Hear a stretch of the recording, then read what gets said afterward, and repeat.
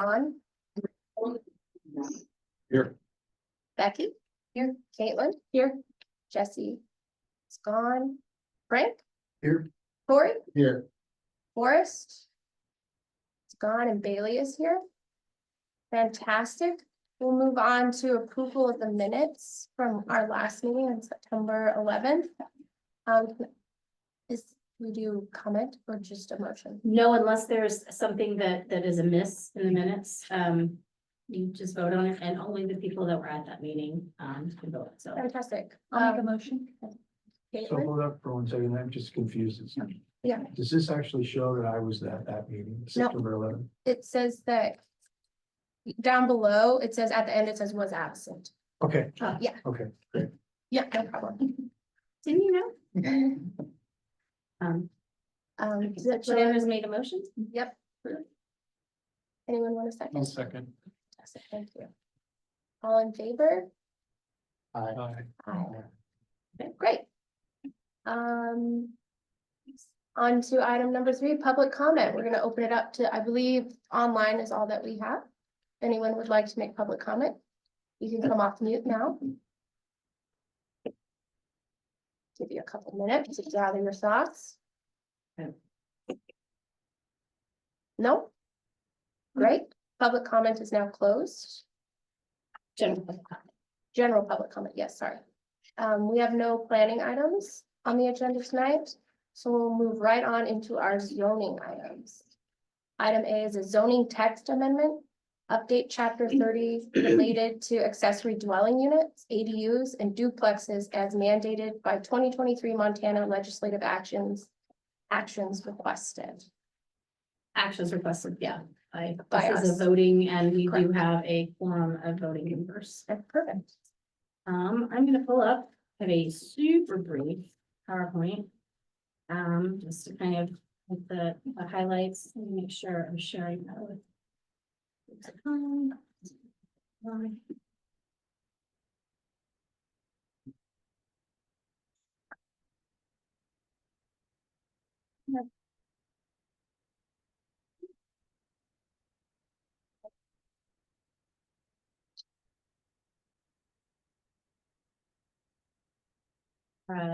Share application, I don't even know.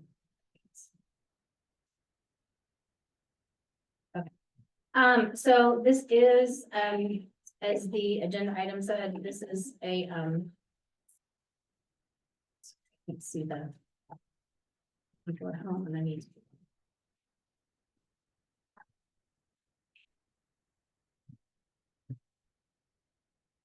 All right,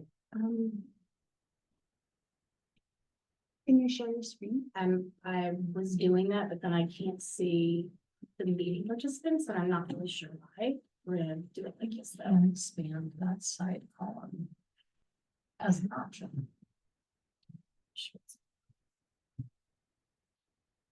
I'm gonna just do.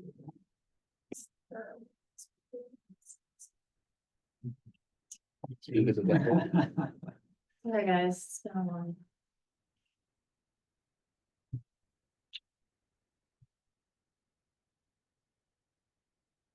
We're not.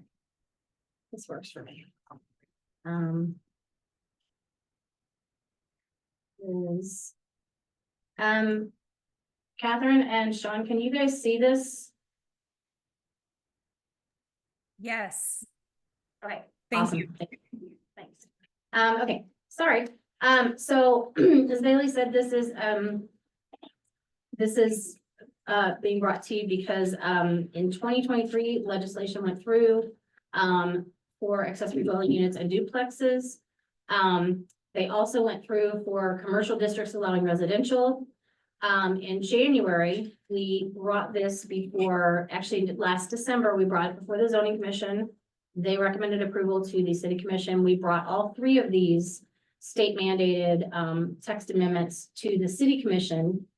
Had a first reading, and then the state, one of the district courts placed a stay on the ADU and the duplex laws. At the city commission's direction, we did not move forward with those. We did proceed with and approve the text amendments for the neighborhood commercial district to allow residential units. The stay on the ADUs and the duplexes was just lifted, in September. And so it is, and so I want to be really clear, these are already law. So even if we didn't change our code, these are already the law. There are one or two minor things that were not state mandated, and I'm going to point those out. But everything else on this, basically, we're just housekeeping to make sure our code matches the state's. Again,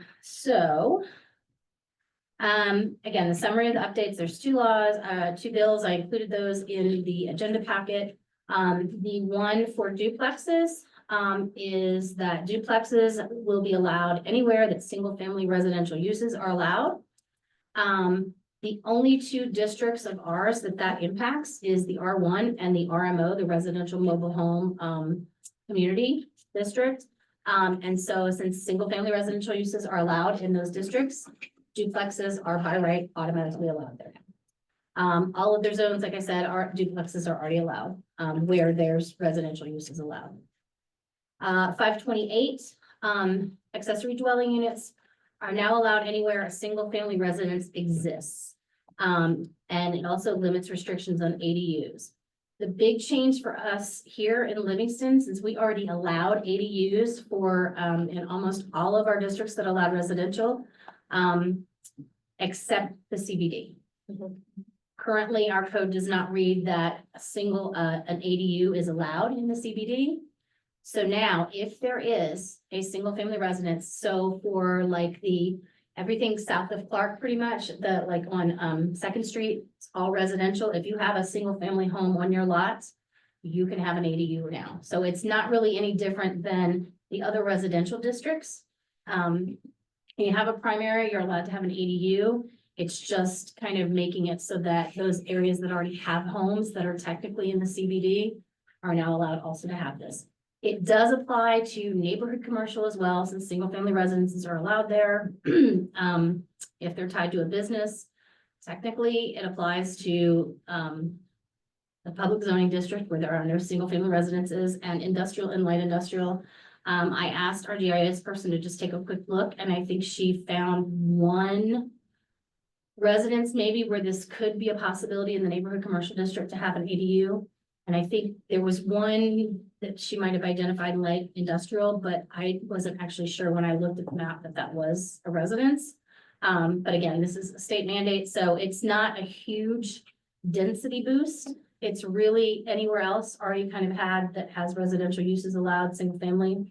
So like the R2, R3, mixed use, all of those now, just the CBD, those areas that already have a house. So for the downtown, where there's the CBD, where there's commercial use or commercial building, there's not a single family residence. And so the more dense part of our downtown that is commercial, it still doesn't allow ADUs. So that is the other thing that is a big change is the requirements. We currently require we did require one off-street parking space for accessory dwelling units. We waived 50% of the impact fees, and if you deed restricted the unit, those are no longer things that we can require. So there will be no required off-street parking for an accessory dwelling unit. We can't require it. We would still strongly encourage it, especially in areas of the city where parking is tight on the street. 100% of impact fees are now waived. We cannot assess those, although people should keep in mind, it's not tied to zoning, but from when you're going through building permit, you may need to, depending on how you set up your ADU, whether it's detached or attached, you may need to upsize your lines. And so there would be a fee for that, but just the general impact fees to connect to city services no longer apply. And we can no longer, I didn't put this on here, but before we waive the impact fees, in return, the person would need to deed restrict their ADU. We can no longer make anybody deed restrict their ADU. And the last thing, the state said that you can't require that your ADUs are similar architectural style into the prime. We never did that anyway. So that's why I have a little asterisk by the design, because we've never required that it match the neighborhood or the primary. So this is the use table 3040.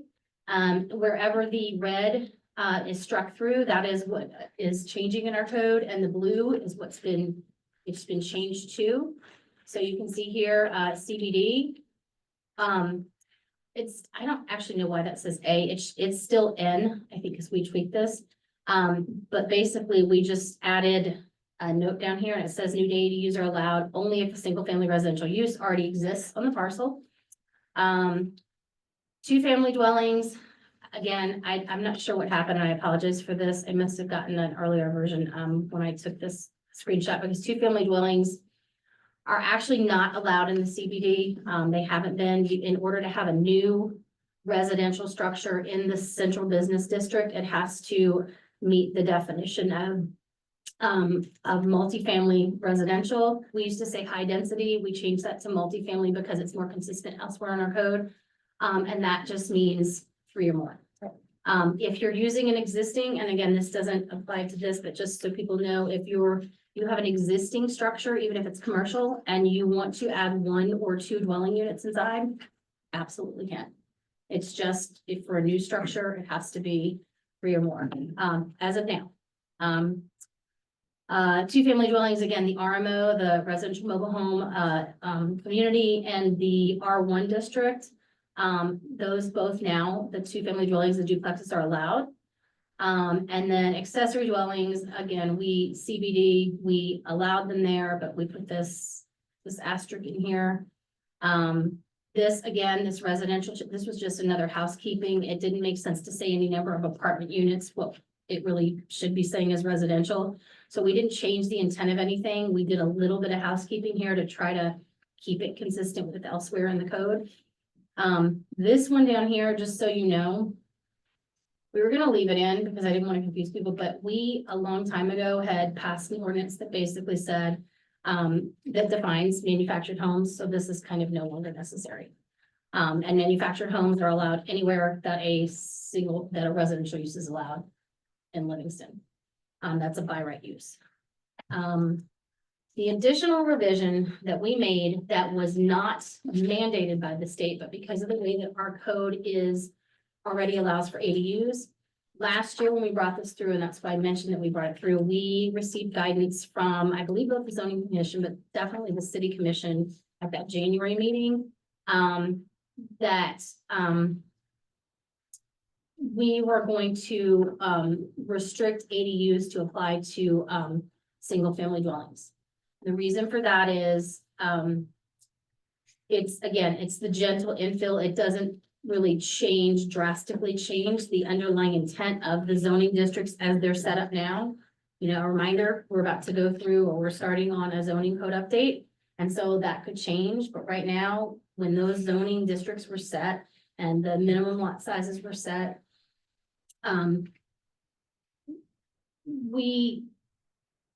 this is to keep it from deviating too much from that. So like, if you had a double lot and you wanted to, so you had a right to have 2 primary dwellings, if you will, but then you would also have a right to have 2 accessory dwellings, 1 for each primary.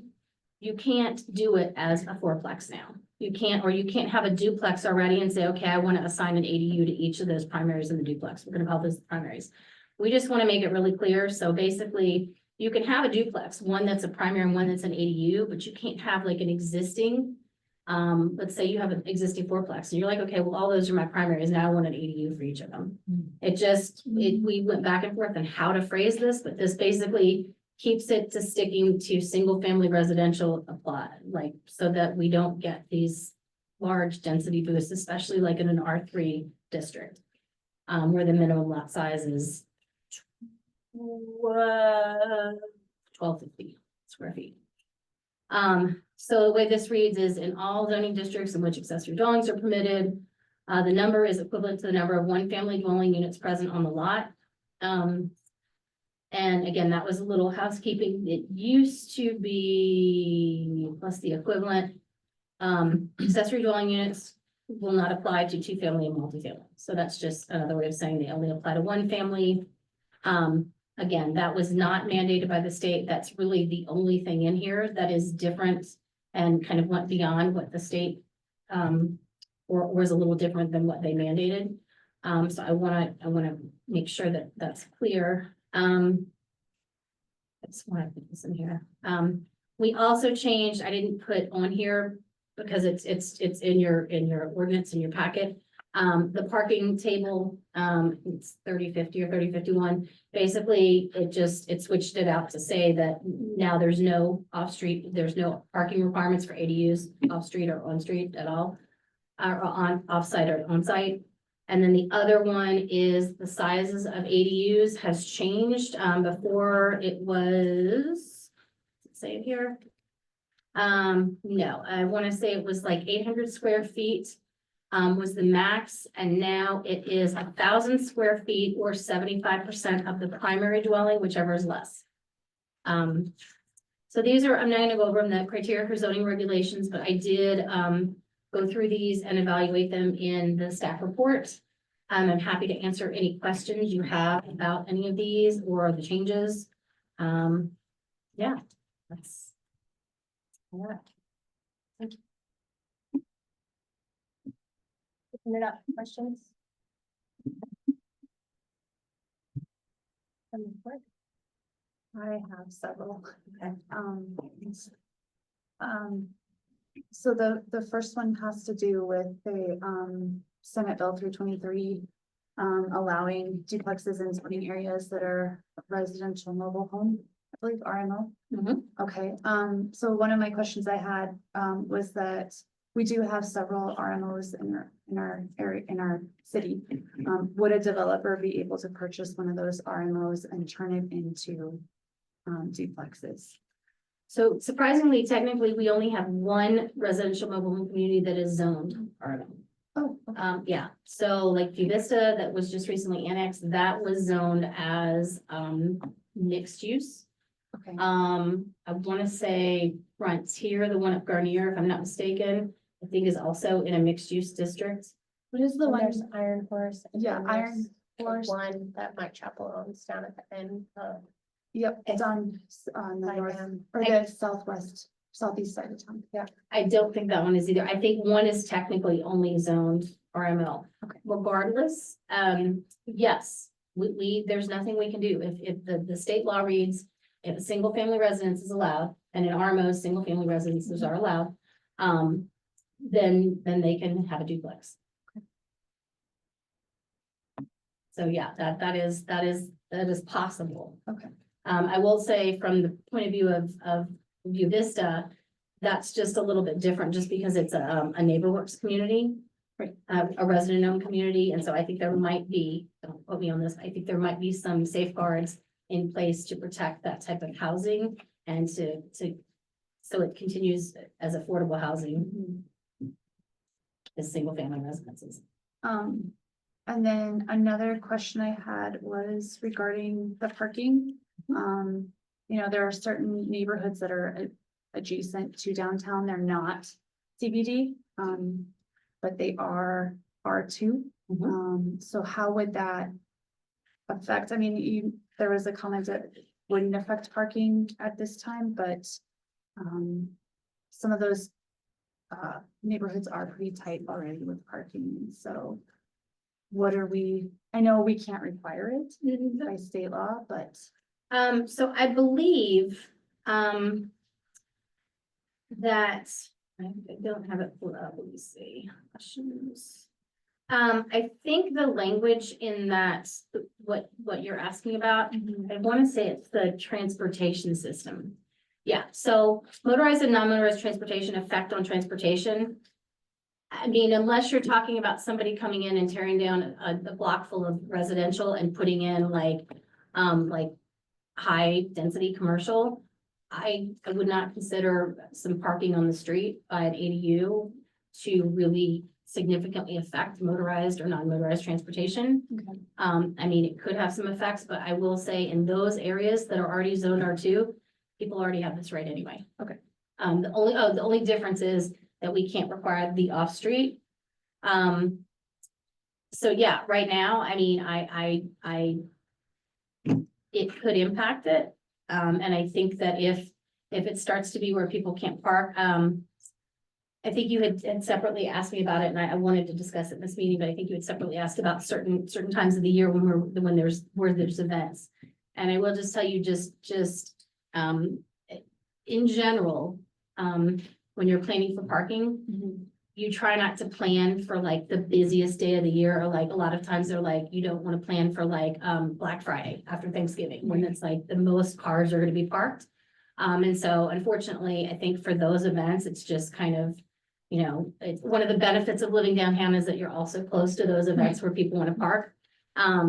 But yeah, I think that's something we can look at in the future. If this really starts causing issues, and kind of where I'm wondering if it will is, you know, on the south side of town, in the summer, you see a lot of boats and trailers out there. And so that may be something in the future that if there's too much of a conflict and it's really making it hard for people that have houses that don't have you know, a lot of people will park in back off the alleys, but if you're not able to and you don't have a driveway, then if we see that conflict, we'll look at it then and try to figure something out.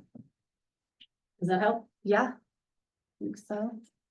I have a couple more questions. Okay. So one of the questions I had was, addresses for ADUs, particularly with like emergency services. I didn't see anything in the zoning about addresses. It's not. Nope. We address properties when they get building permits for anything. And so they are required to have the address that, and GIS and Brad Hafe, who works in the building division, they're the ones that assign addresses. And so, yeah, they do, and then they update the emergency services as to what those addresses are. But that's not part of zoning. Oh, okay. Yeah.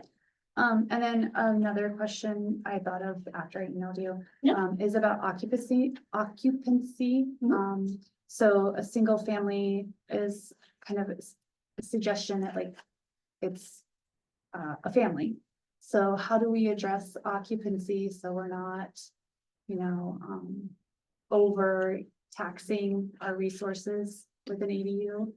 How is that addressed? So there is a definition, I can pull it up on meeting code if you would like, but single family residential, a single family dwelling.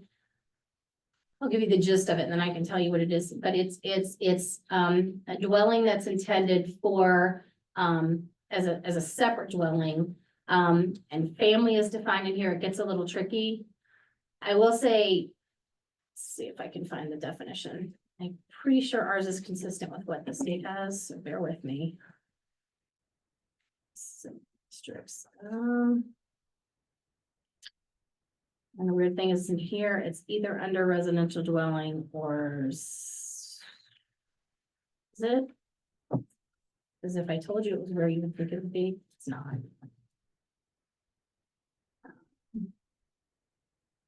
Single family residence district, okay, that's just the district. Hang on. I'd love to tell you that I have these memorized and I should, but I don't. Come on.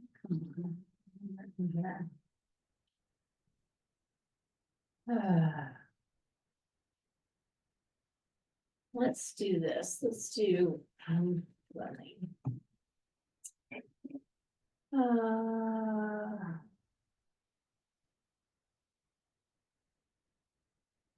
I was just reading this too. It basically, it limits it. I will say what you're getting at is that worried if there's like multiple families. We don't have anything. I mean, we don't go out and say, are you all related? Are you a family? And that gets really tricky with like census designations and stuff. But just remember, these ADUs are limited in size to 1,000 or 75% of the primary. And so there's only so many bedrooms you can fit in there. Right. But we can't, I mean, if you have 3 people living in there and you have a traditional family, a mother, father, and an 18-year-old kid who drives, I mean, they can all have cars and they can all park on the street. There's nothing we have in our laws that we look at for that. I apologize if I find it. I know there is a definition of what designates it, but it's basically for our, I do know for our code, it's really looking more at the structure instead of the definition of family. So it's a separate dwelling, has separate bathing facilities, a separate kitchen. That's how our zoning code I had- said it. Yeah, I had read that and I was thinking about like in terms of parking was one of the ones that was in my mind, but the other one too is just in terms of like, you know, fire hazards, fire safety, that kind of thing. It's all looked at during building, the building code, when there's a building code that comes in, because we do have building permits. Yeah. And so they come in through permitting and the fire has to sign off on it too. The fire department, they have to go look, they have to inspect. And so, or at least look at the design. So it has to meet building code, also has to meet international fire code. So like egress windows, where they're placed, how high, how large they can be, that kind of thing. So that is considered during the building permit stage. That's it. So I would assume sewer and water capacity is sufficient for a full sort of build out of all this. Maybe that's not the case. We are looking at that and the effect of this, but as I said, we don't have a choice. I will say, I know that Shannon Holmes at Public Works Director has had our engineer, our contract engineer looking at this. It's obviously less of a concern on the north side where we have a lot of newer infrastructure and larger infrastructure. We are aware that, and again, there's not a ton of infill, I think, that can be done on the south side, but I think there is, you know, we have talked about it, you know, the more that you kind of get in there and mess with those pipes and more connections and stuff, the older clay pipes, a little more concerning it gets. So I don't know that it's so much, because I was talking to Shannon about this the other day, I don't know it's a capacity issue on the south side as much as it is an infrastructure, the state of the infrastructure that's on this side. And so like they've replaced a lot of that in the CBD. They've done it in different stages.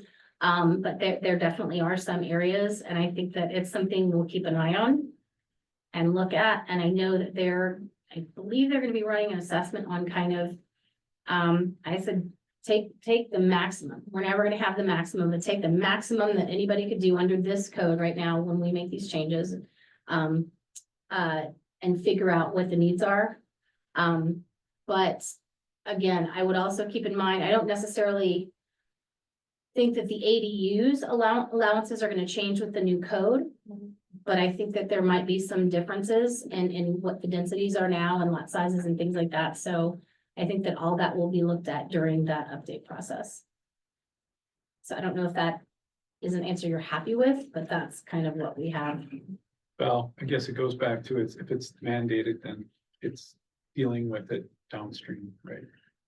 We are aware of it and Yeah. like I said, I think they're already running some preliminary analysis on it because we knew this was coming last January. But when I talked to Shannon recently, I remember him saying, he was like, it's not in a lot of areas of town, it's not as much of a capacity issue. Overall, for you know, if we're in a drought, then yes, that could be a concern. And then there would be water restriction measures put in when people can water, when they, you know, can water their lawns or any stuff outside. But I think he was more concerned with in some of the older areas of town that to the state of the infrastructure. And so when you're going in and you're connecting those lines, and if you have a detached ADU, you need to have a separate connection than the main house. So you're running a line, you're tapping into that clay pipe again. So I think it's something I know they're gonna keep an eye on. Kind of ties into my question about impact fees. Can you kind of explain what the impact fees normally covered?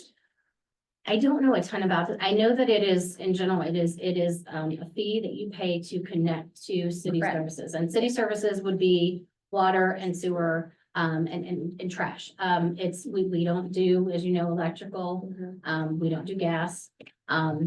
So it's just to be clear, it's just the cost to tap into those names.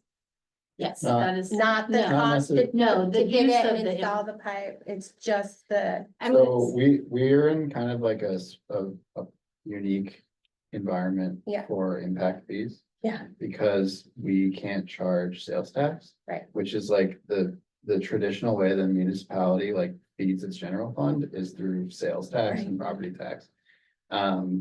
And so we don't have one of those options. And so one option that we do have is impact fees. And I do not believe that there needs to be a direct, perfect correlation between what the impact fee is and where it's going in the fund. Right. So it's really to kind of conceptualize like all of the services that a household might use in the city. Yeah. That's really what the impact fees are for. yeah, and I'm not anti-impact fees. I was just curious about how the city would cover those costs, right? Like, cause that's something that needs to be Yeah. covered, and now it's kind of just up to our I imaginary mean, slush budget. the to way that cover you it. cover it is by providing less. That's how Exactly. you cover it. Yeah. The loss is by providing fewer services. Yeah. And that's like kind of a, And so that was mandated though, so Do you, Ideally, development would pay for itself, and in this case, in the larger on scale. the larger, in any scale, to be Yeah. honest, and I should have said, I'm sorry, I should have said the purpose of these, in case, it wasn't clear, I apologize. These, legislative changes were brought about, with the idea that it would, encourage more affordable housing. ADUs typically smaller, maybe more affordable to people. So that is, I believe, what was behind the state's thoughts on this and several other legislative bills that some didn't pass. But so I don't know what their thought process was behind weighing, Yeah. more housing versus this. Some communities are able to have a resort tax if they're less than 5,000 people. We are not less than 5,000 people, so that is not something that is open to us. And yeah, we'll do the best we can with the money we have, and then really smart commissioners like Commissioner Lyons and all will Figure it Can out. I, Come up can with I some- clarify something there? Is that allowed? wait until the public comment on this agenda item. Yeah, Is it's that okay? almost done. Does anyone else have any?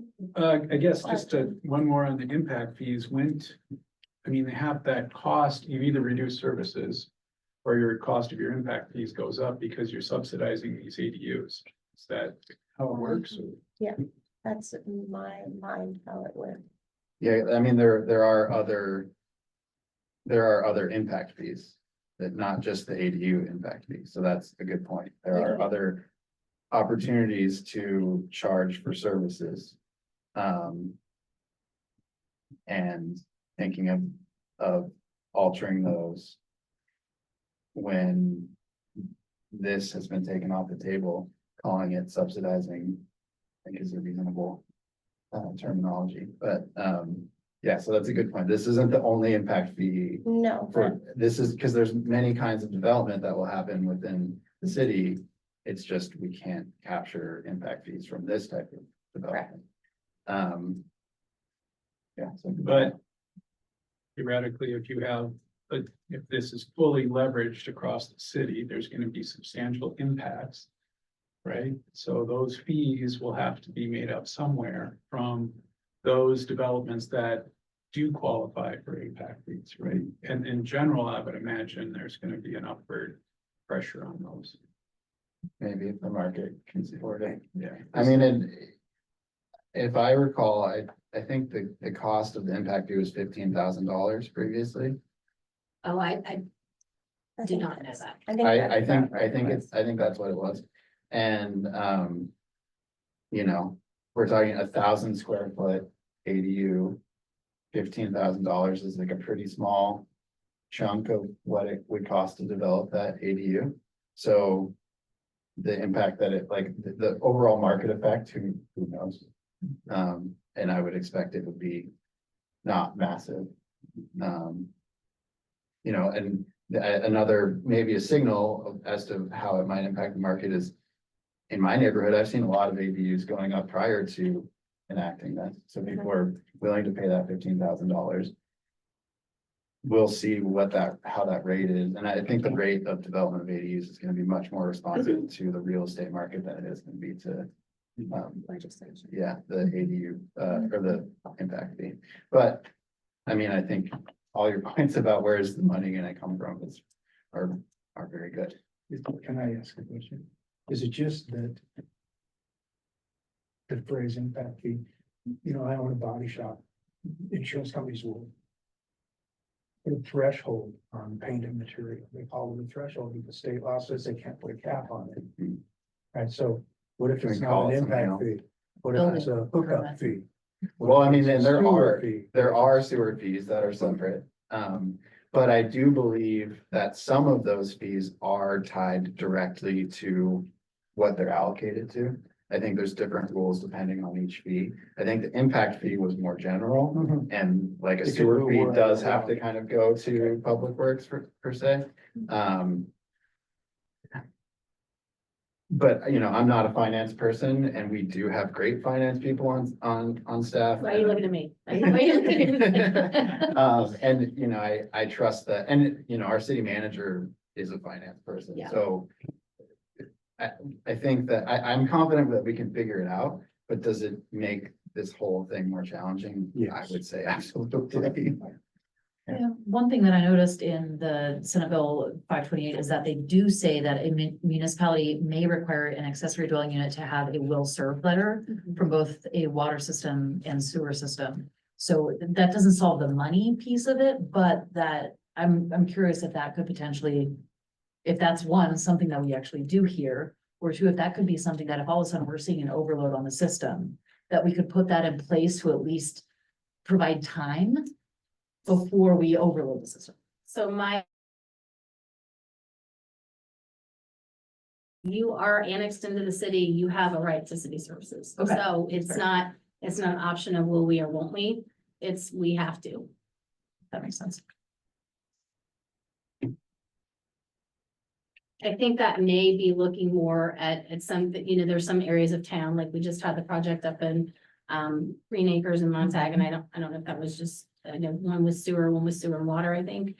But there are areas that we've annexed that maybe don't have the services yet, and so I think that's what that's really referring to. If it's in the city, but maybe it had been annexed at some point, it's not hooked yet. Yeah, I think that was the big Yeah. sticking point on that last one. And for us, it's, if you're there, we kind of have to, if you ask for will serve hookup, you're annexed into the city, that's part of the agreement. It's the city's responsibility then to provide you the services. Okay.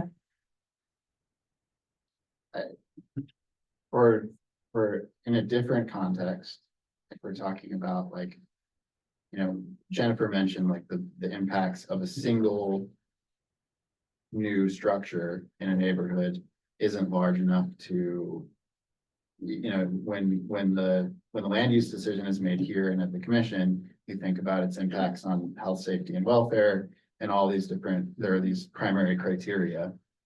And when you're, we have like safeguards for analyzing those primary criteria at a larger scale, but at the individual, like, house level scale, you can't say this house is going to ruin traffic on this block, or it's gonna ruin the sewer system. So it's more, we don't have those same kind of safeguards at this level, at this granular level. And so it's an interesting, you all are bringing up great questions of like, well, how do we think about make sure these systems are ready to accommodate the potential impacts of like these changes in the aggregate, not just at the individual level, and especially when we have to make these changes to comply with state law. These are the kind of conversations that we have when we're creating the zoning code. Like, well, what can these systems tolerate here, and what can they tolerate here? And usually it's up to this body and the commission to make those decisions. And it's this different, different circumstances. Any more questions? Just one. Absolutely. So SB 528 does talk about the restriction that we can't require certain aesthetic standards. But it specifically talks about just like the dwelling unit matching the exterior, like the design standards of the primary unit.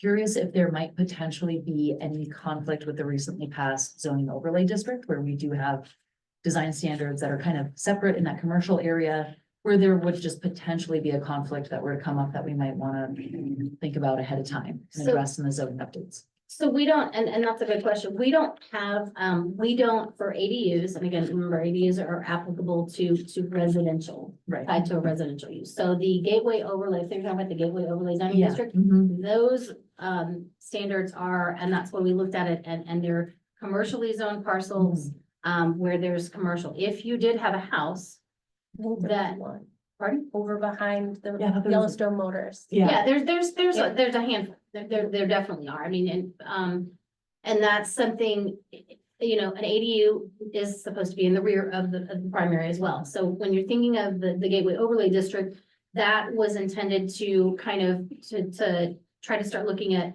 cohesive aesthetics and also, you know, making some things more pedestrian oriented towards the street.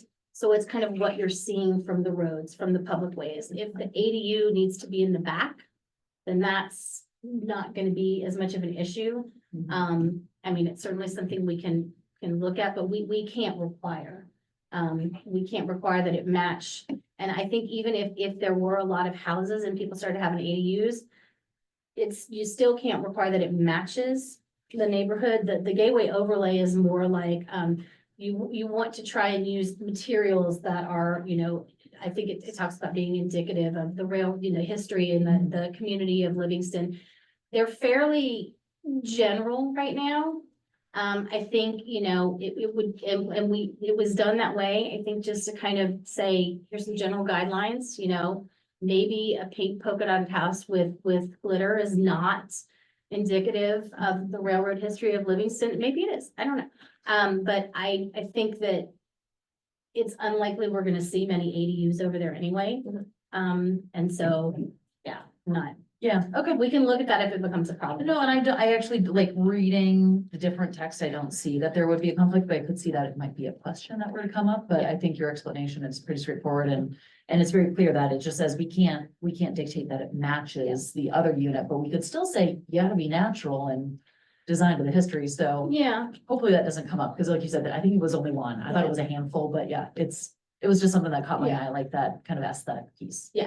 and I think that's really looking at some places that are very rigid about it has to have the same color palette and the same materials and general architectural style. Some places, my understanding is they're very rigid. I don't know if that's in Montana, but like planned communities, maybe out west, California, have very rigid HOA standards and things like that. So I think that's probably what that's meaning. So. That's all I got. You mentioned in your answer there that ADUs are required to be in the back.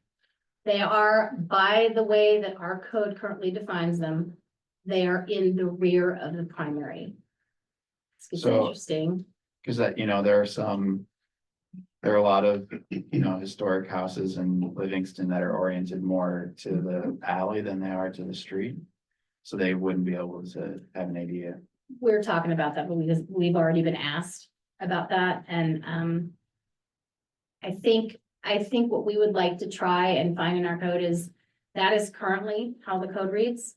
The point of this, the intent of this at the state level, and I think it's, to me, it's very supportive of the growth policy to provide another avenue, not just for housing, but for people to age in place. Maybe they want their younger kids to move in the big house and the parents want to live in the ADU, or they want to be able to have some rental income to help them stay in the neighborhood since their property taxes are going up. So I think that in that sense, I would be inclined to say that we'll look at ways to maybe adjust that language so that it's really just tied to The size. the density and the size versus where it's located on the lot. So I think we have a little tweaking to do there, but we've already gotten that question because some people have said, hey, well, we have this 400 square foot house. That's built, but we want to build a bigger house and that'll be the primary, and then the 400 square foot house will be the ADU.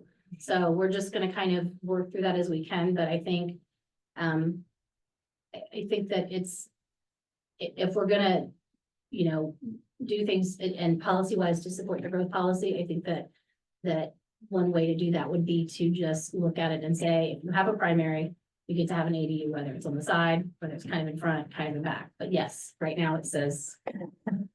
Thank you. Any further questions? Okay, we'll close board comment and open it to community public comment.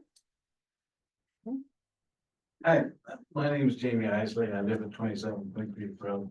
I don't really have public comment, but I just wanted to clarify, I'm pretty sure. First of all, remember an ADU can be an add-on.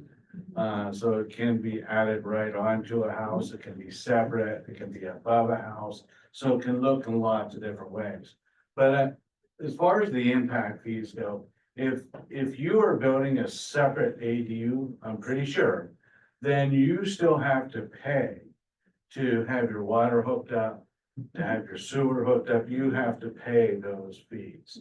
Okay, just clarifying that, you know, and so that those can add up to be like $12,000, $15,000. I'm pretty sure the impact fee for an ADU is like 6,800 is what it was and what it's been. And I'm pretty sure that, you know, the impact fees, am I right about that? Are you looking? I actually just got an answer from Shannon about that. Yeah, Okay. for half of residential, about 6,000 total. And so, you know, and impact fees are really designed to like help cover those costs of emergency services, street lights, you know, sidewalk maintenance, wear and tear on stuff like that. You know, and so I think it's more applicable to those kinds of use that more people put on the city as opposed to sewer and water. I also just want to mention that if your ADU is attached to the already existing unit, then you might not have to pay for sewer and water unless your system does not have enough capacity for what you're using, because now you have added 2 more bathrooms or something to what you're, you know, what you already been using. But I think it's pretty important though to just clarify that the cost to hook up the water and sewer, which is really the biggest cost of a separate ADU, is still very much there. Thank you. Do we have any questions from online? Catherine? I see you. No?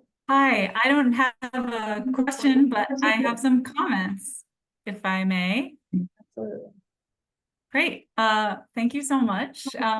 My name is Catherine Daly. I'm here on behalf of the Park County Housing Coalition, and it's my pleasure to be part of this discussion with you this evening. So thanks very much for such a thoughtful conversation. I wanted to share some information that I have about, you know, the folks who might be utilizing accessory dwelling units, some of the thinking and research that's gone into legislation like this and legislation that's been enacted across the country, and some of what the Park County Housing Coalition is learning through our active accessory dwelling unit program, which is going on this year. Because as many of you, I'm sure know, accessory dwelling units are tool number 8 in the 2022 Park County Housing Action Plan, which is adopted into the City of Livingston's growth policy.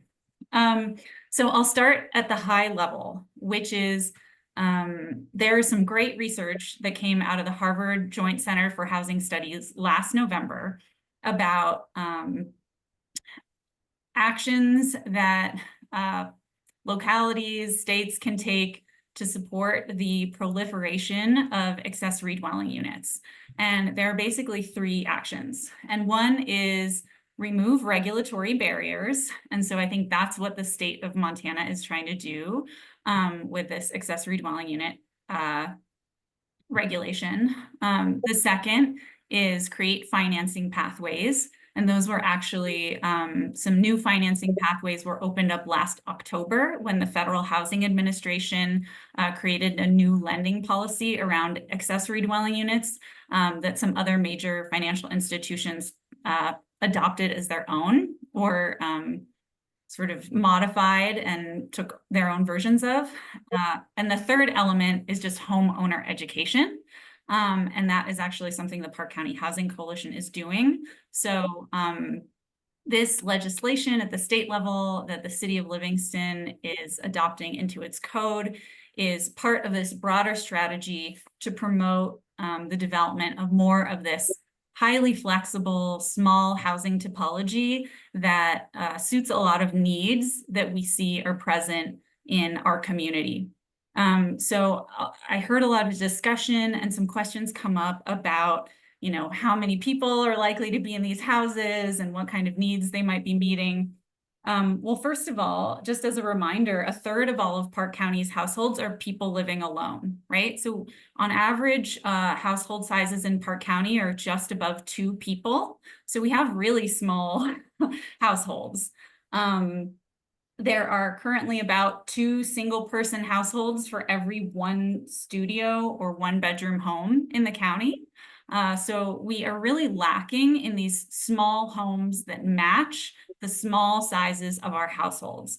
And so when you think about the impacts of 1 or 2 people, adding 1 or 2 people in a neighborhood in somebody's backyard, it's going to be different than sort of imagining, you know, large groups of people moving into somebody's backyard. So I just want to provide some context about our household sizes to give you a sense of what the impact of 1 or 2 or 3 or 4 or 5 or more ADUs might have. I think there was generally kind of a question raised about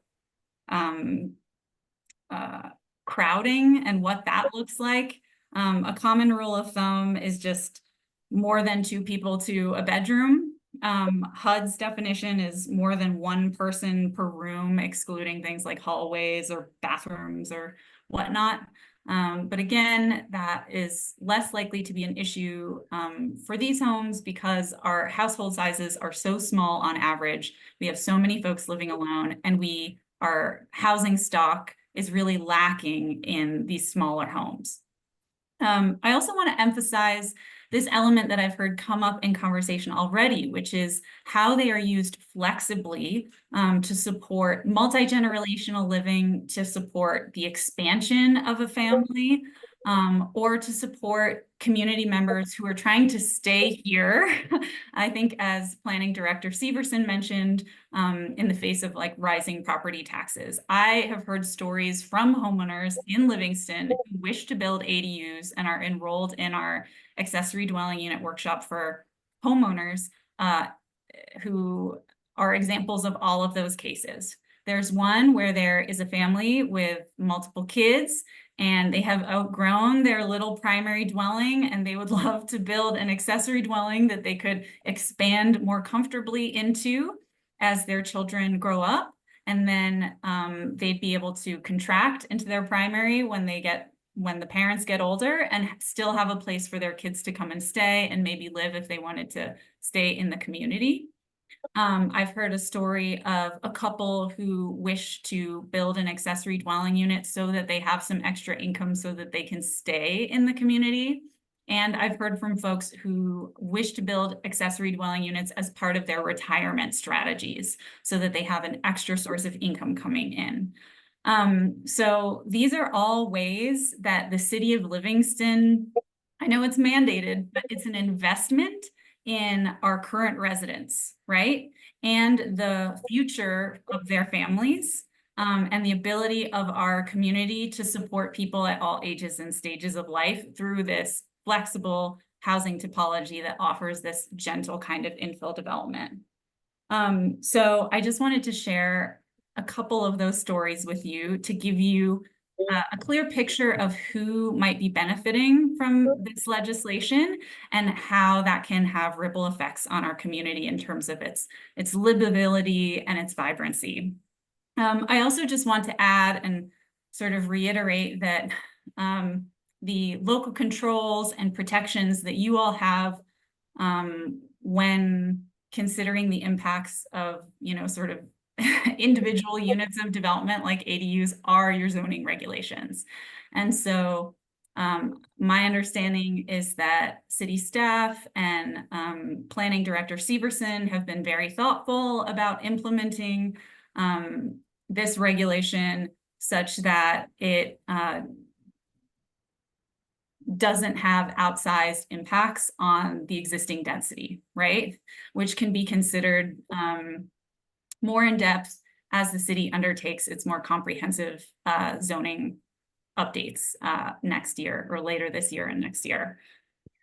So I just wanted to share a couple stories from our work and share a little bit about why the community identified accessory dwelling units as a key tool in addressing our local housing solutions and why they're in the housing action plan and what it would look like to, make this tool more available to local homeowners and empower them to be part of our community's housing solutions. So thank you. Great, thank you, Catherine.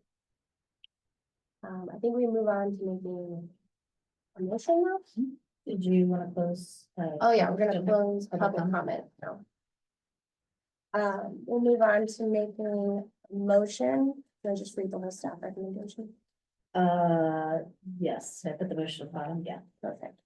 Okay, so the motion is the recommendation from staff. Staff does not anticipate the proposed text amendments will alter the basic intent of the city's zoning ordinances or zoning ordinance. Additionally, the proposed amendments comply with the requirements of the state statute and support the goals, objectives, and strategies identified in the growth policy. Therefore, staff recommends the Consolidated Land Use Board, acting in its capacity as the zoning commission, recommend the city commission adopt the zoning text amendment as proposed. Can I get a motion for that? Sure. Thank you, Frank. I'll second. Fantastic. All in favor? Say aye. Aye. All right. The text amendment passes. 5. Yeah.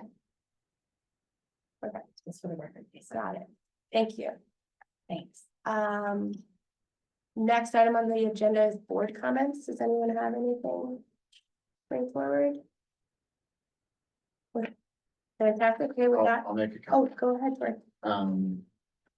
I really appreciate the questions that were asked tonight. I think this is kind of the first meeting of substance that I've been able to have with you all, and I think that you're all asking great questions, which means that you're like thinking about this comprehensively, and I appreciate it. So I'm happy to report to the commission that the Consolidated Land Use Board is taking this stuff seriously. So thank you.